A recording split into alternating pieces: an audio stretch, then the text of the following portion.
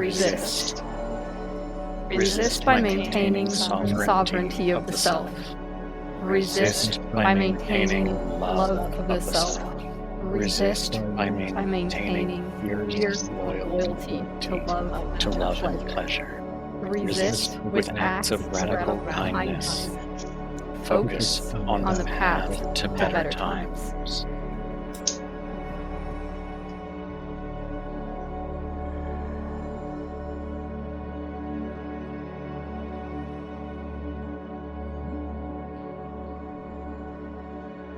All right. Hey, what's up? This is Luxa, and it is 8:06 p.m. on the 14th of May, 2021. And we are here to talk about an experiment that was conducted this week with the Green Mushroom Shared Astral Space. If y'all could go ahead and introduce yourselves, please. I'm the rabbit. I'm Joy. All right, awesome. So let's go ahead and talk a little bit about the sort of like design of this experiment. Like, whose idea was this? I'm just curious. Or like, I guess this is kind of like a classic, maybe like parapsychology type thing. We've played similar games like this on the Faithblind Council's Discord server with like trying to guess what's in a box. And I feel like this kind of work is kind of similar, but a lot fuzzier. Yeah. So we last Friday when we were having our Fungal Friday chat, it was going kind of late and I was like ready to hop off, and I thought, hey, it would be fun to see if we could kind of really follow some breadcrumbs in the astral shroom. And I asked Rabbit if he was up for it, and he was like, fuck yeah. So that kind of took off from there. And then he asked to like formalize a little bit more and bring you in kind of as, I guess, like a moderator or just someone to verify the results. It was a great idea. Yeah, that totally makes sense to have an objective third party that, you could each tell. So like how we did this is that you each told me what you had put there. And so go ahead and for people that like aren't super familiar with this type of work, could you say like what that process was like in practice? Like how we put it there? Yeah, like what, just a little bit about like, if you were going to tell somebody like how they could do this, how would you describe that to them? Yeah, so I like meditated for a bit and then envisioned myself going down kind of just a tube or a portal into the astral space of the Green Mushroom Astral Temple, walked up to it and went inside to the ritual space and then focused on my object for a while and then kind of like forced it or like pushed it into a shared space. Okay, cool. Is that similar or different than what you did, Joy? It's very much the same. I just mentioned to you earlier, like astral travel is very much to me kind of like shamanic journeying, and I'm really familiar with that. So it just pop in, meditate first, pop in, just like what Rabbit said. And then for me, it was only slightly different in that I didn't feel like I had to push it through. Just I'm in that space and actually asked the mushroom for some guidance as to where to leave it. And then it created some kind of, I don't know, some kind of incarnation of a mushroom being, and they told me where to find the table. Then I just placed it there and thought about Rabbit. And that was it. Okay, hell yeah. Very cool. Now, do you have any, either of you, any general impressions that you'd like to share? Like anything new about working with the space or anything like that? Well, there's a lot of people that are working in it now. So it's a lot busier and I would say chaotic. There's a lot going on in that space right now. So it was a little tricky for me to navigate. There was a lot of like maybe what you might kind of refer to as like static interference. So I had to kind of actually ask the mushroom or like the mushroom guardian for help a couple times just because it was a little. It was kind of hard to get my bearings this time around. Usually it's not, but for some reason this time there's just a whole lot going on. Interesting. Yeah, when I went in there today to look for your thing, Joy. I did see like actual people, like avatars of people in the group, kind of in the tavern, Yeah. and like this little like helper dude came over and was like, "Hey, someone left something for you here," and was like super excited about it. I definitely felt that like chaotic, excitatory energy in that space. But then when I kind of took that like air elevator thing, I kind of envisioned it being purifying and just kind of wiping all that away before like going into the temple space and looking for the object. Yeah, that's true. I did this same thing. I had a hard time. I had a really hard time getting impressions of what you left me. So I went in the second time, and I just want to call this out because it was so freaking cool. Instead of taking like the that little what you just referred to, the little portal thingy upstairs, there is like a butler staircase from the tavern going downstairs made of like mushroom gills. It was so cool. That's fucking dope. Hell yeah. Very cool. Hell yeah. Okay, so in terms of our kind of like first stab at this like style of experiment, let's talk a little bit about, I don't want to say like results maybe, because like that, I don't know if results is actually what fits here, but like let's talk about like what we've discovered so far about this kind of work. So what were your general impressions of the object left for you by the other person?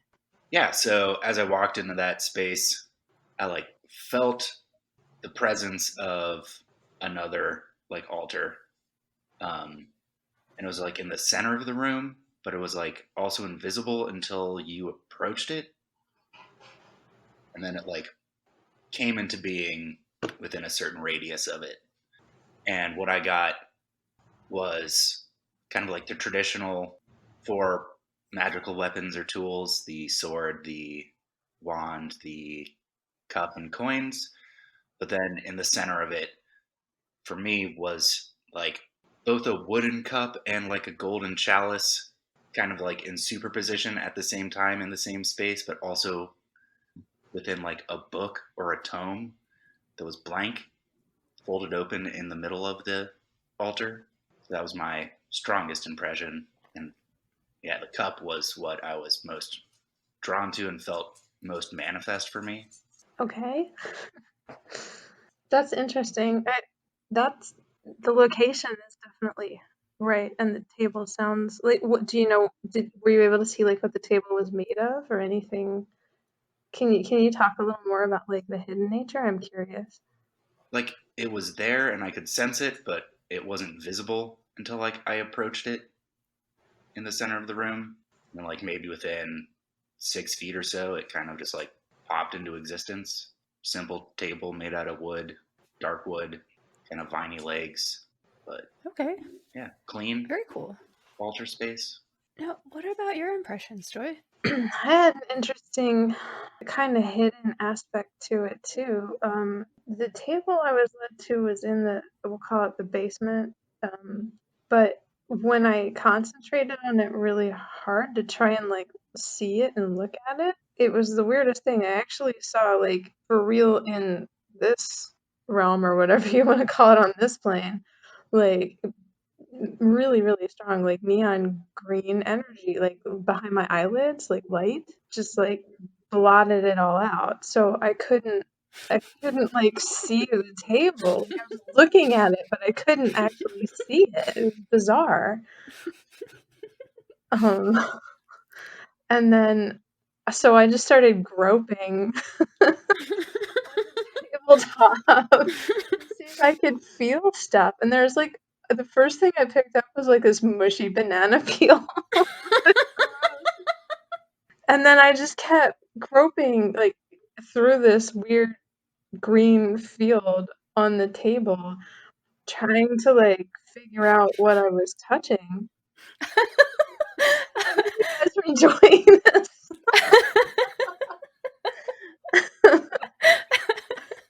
But That's yeah, right. so it's like a bunch of stuff on the table, like a lot of stuff, and I'm like, this is too much stuff. I got too much stuff too. Yeah.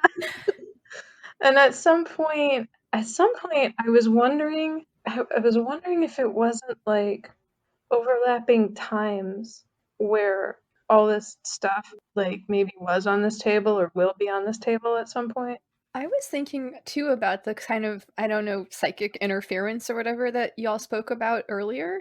Yeah. Maybe there's something there. I know we've been talking about people leaving objects for the project or finding gifts there too. So, like, there could be something like that floating around. I'm curious about how this experiment would work if we designated like a clean room area of the mushroom where maybe that could be eliminated a little bit.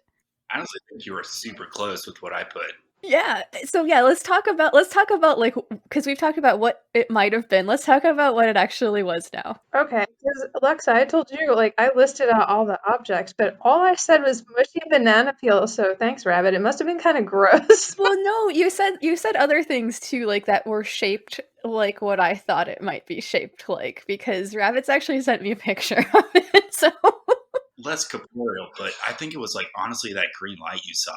So like, you know, the like vial of Galadriel from Lord of the Rings. Yeah. It was like that concept, like gathered starlight, kind of in a physical shape, but using the star sigil process we all did. Like I took all that energy and put it kind of in a candle or like a glowing orb. I think what blinded you at the table was actually Wow, that's fucking crazy. well, so okay, but yeah, so you didn't mention that you had like sigilized and all that stuff. I think that this is an important thing to note here for this, experimental design stuff too, because that sounds like it had an effect. Maybe, I don't know. Very interesting, right? Wow. Yeah, because it was totally like it was a ball, like in like anime where somebody's like upset or pissed off or something. There's like this squiggly line ball above their head. It's like that, but just all green light, like it was pulsating and stuff. That's cool. yeah, that's like exactly what I put there. It was like teal, green, blue, like using everyone's sigils from the that star sigil thing we did a couple weeks ago. Yeah, that's wild. Well, you were so much cooler about what you left me. I decided to leave something horrifically mundane. But like for the purpose of like conducting this experiment, I think that actually makes a lot of sense, right? Like, you know, in terms of just experimental design, we want to eliminate as many variables, right, as we can to I don't know. Maybe I'm approaching this too rigidly. I don't know. I'll have to think more about it. But no, I think it's obviously super super open in terms of like how this can be approached, and we'll have to play around with it and see what works best. But I feel like in terms of building an experiment, like yeah, it makes total sense to start with like a simple object, right? Like a ball or something. That's what I would have probably chosen, like a ball. Right? I mean, mine was like a ball of light. Or Okay, yeah, no, totally. I mean, I think it's fucking dope. Like, and I think the fact that there is like all this like other energy involved and that actually like for sure manifested is fascinating. It's very cool. That's cool. So Rabbit, I left you a hairbrush. hairbrush. But it was like, specifically, when I think about it now, it's kind of chalice shaped, to be honest. It's like very wide at the top, and then it gets narrow and skinny in the. That's how I felt about it too. I was like, yeah, the shape of it seems kind of similar to me, and like the whole wooden thing. I don't know. Yeah. Yeah, because I couldn't like. It was like in this weird like superposition, like 2, 3 things at the same time. Yeah, I think it would be interesting. I know there's like a lot of stuff going on with the shared altar, and I actually saw something in the shared altar too, and I checked in with Dave. And he said it was generally the right color, but he didn't really say anything else. So it would be cool to see, like, if I don't know, if at some point just kind of it'd be cool to hear if people left any of the objects in the mushroom like in the future that you or I saw. Yeah, definitely. Well, what do y'all think we should do with this recording? Like, I think we should definitely share it with the Green Mushroom Council at least, right? Like, Sure. I mean, are you guys okay with that? Yeah, I'm fine with that. Okay, cool. All right, well, I appreciate you guys being willing to like record this and stuff. I think it's cool to like, take good notes and shit and like hopefully, if somebody's hearing this, then this might inspire them to conduct their own magical experiments, whatever that looks like. And, yeah, fuck around and find out, right? Absolutely. Yeah. I gotta tell you, Rabbit, I am sitting here with the star sigil like on my desk. I've been looking at it all week, so I think that was a really good link. Maybe an additional piece in the future is if whoever's doing the experiment has they both have a link like that. That might work really well. I like that idea a lot. Like maybe we could come up for these, or maybe we could come up with a process that we build into these types of experiments where we like sigilize for the person finding what we leave or something like that, or like, I don't know. Yeah, there's all kinds of things we could investigate. Cool. Yeah. All right. Well, thank y'all so much for coming up with this very fucking cool thing and for including me. Very awesome. Yeah. We're going to do it next week too, right? Yeah. I think so. Yeah, we're going to switch it up or something, right? Yeah. Do you guys want to do it and I'll be the keeper of secrets? Sure. Okay, sounds good. We will coordinate about that. So if anybody is hearing this, like if this sounds like something that you're into that might be fun, like the Faithblind Council Discord server is where we are setting all this stuff up, and it's a fun place to hang out. So yes.